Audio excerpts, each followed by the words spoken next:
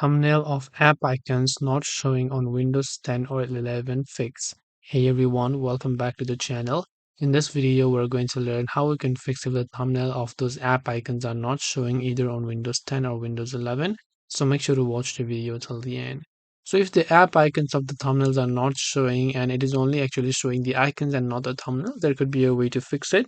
Press Windows plus R on your keyboard to open up a run command, or you can also simply go ahead and then type in run like this.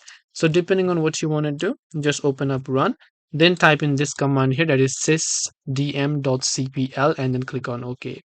Now you will see the system properties section. Now from here, just navigate to advanced, and here you can see performance, visual effects, and so on. So click on settings over here.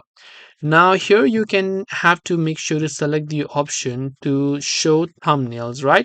So here you can see show thumbnail instead of icons. You have to make sure that this is checked, because if this is unchecked, then in that case it will not work.